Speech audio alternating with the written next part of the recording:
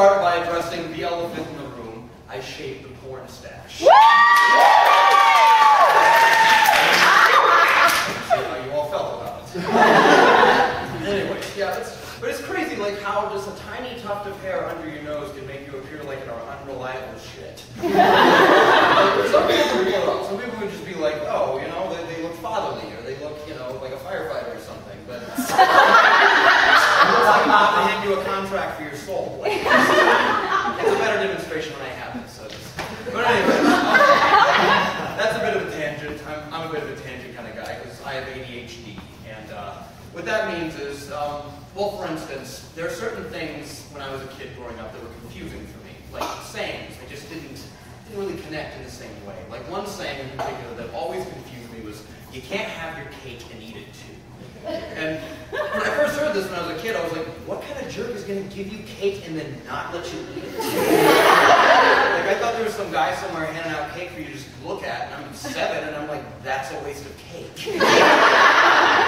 Eventually I figured out what the saying actually is, that you can't have your cake, you know, possess it, admire it, look at it, and eat it at the same time. And now that I know what the saying means, it finally makes even less sense. I mean, thank you, I guess, for telling me my options are either look at the cake or eat the cake. I already knew that because I'm going to eat the cake.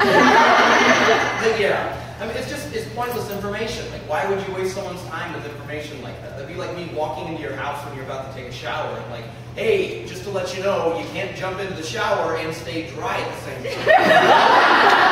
Do with that information what you will. And at that point, you'd probably be like, holy living crap, who are you and what are you doing in my house? This actually has less to do with what I was talking about, more to do with you breaking into your house while you're naked. Even after the restraining order, you would probably still be more upset with me for wasting your time. So, of course, sayings were a little confusing for me, but one area that I was particularly skilled in was the ladies. So, when I remember my very first crush, her name was Rachel Sight in the 2nd grade, and she had this gorgeous blonde hair. And so I did what any kid would have done, and I cut her hair while we were watching Bill Nye the Science Guy.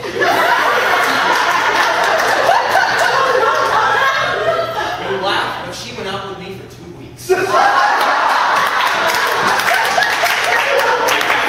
to prove these unconventional styles work, I am actually married. So, yes, my wife is here tonight, Mindy. Hi. I'd like to tell you about my courting process, which was, as you can imagine, unconventional. On my very first date with her, I took her to my house and we watched Airplane. And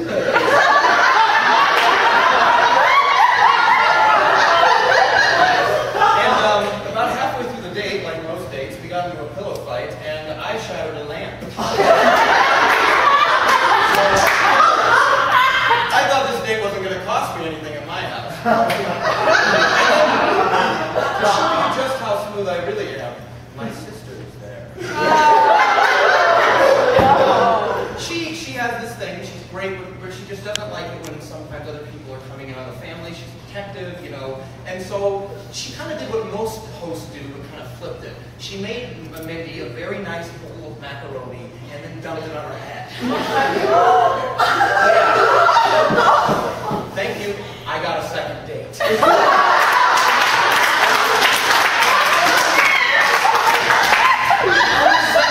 I finally thought, I'm going to do it. I'm going to get up the courage and ask her out. We're going to make it Facebook official. So, and so I'm really nervous about this. And if you haven't met my wife, whenever you see her, you will know that she's just a million years out of my league.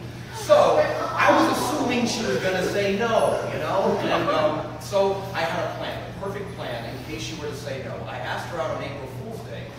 So.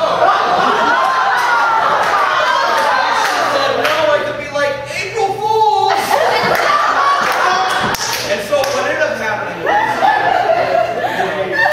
go time, I'm ready to ask her out, and like I said, I'm really expecting her to say no here. So it's go time, I'm ready to ask her out, we're sitting on the swings. Will you go out with me? And she says yes, and I say, April Fool's!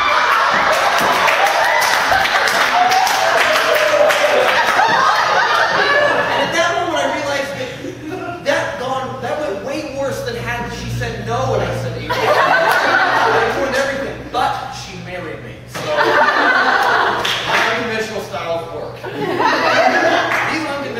styles, plus my confusion growing up, can all be attributed to one day, I think, though. And I think I can pinpoint this day. It was the day when I was about 6 years old that my mom went out to get milk, and she came back as a clown. I'm not making this up. She came back as a clown. And it was kind of like abrupt for me. It was kind of scary. You know, I wasn't expecting it.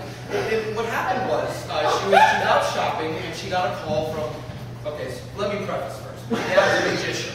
Okay, my dad has always been a magician, so I had grown accustomed to that. That wasn't new to me or anything. And he worked for this company called Clowns, Etc.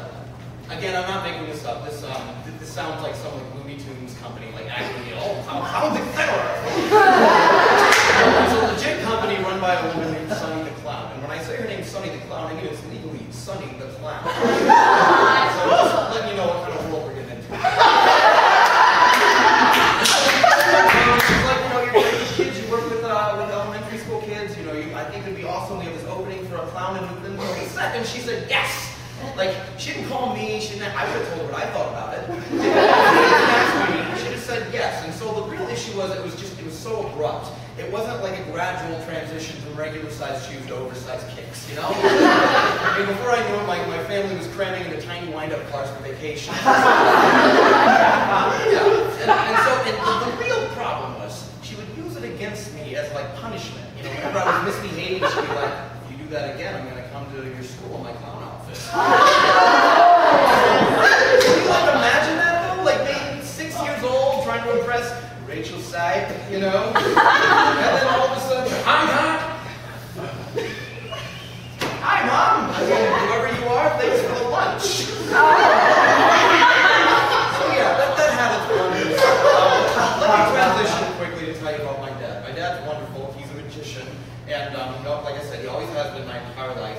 There's some ups and downs, though, to having a father who's a magician, and one of which is the stupid questions you get when you tell people that your dad's a magician. Because I would walk up and I'd be like, yeah, well, my dad's a magician. And be like, oh, well, can you do a trick? That'd be like me walking up to you if I knew your dad's a paramedic. I'm like, hey, can you save me? Skills somehow transcend down to you or something. Your dad's a magician. And another issue that came up was that I was completely desensitized to like magic and stuff. Nothing really wowed me, you know? Like I'd be sitting there playing video games, be like, oh, that's awesome, Dad. You made a card come out of my ear. Oh boy, where did the chair go? All right, Dad, you turned me into a fish. Can you turn me back? I'm in the middle of something. Come on. So you know, it made me desensitized. But the best part about having a dad who's a magician is you can never have a grander entrance or exit when your dad's a magician. You know, you could be running late for a family event and be like, where is Mike and the kids? They are taking forever. Also, oh,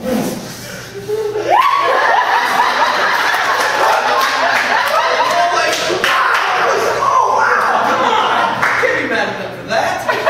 And then the kicker is, though, you gotta have an equally impressive exit. You know, you can't mess up the exit. You can't be like, see you guys later. And also, forgot my hat.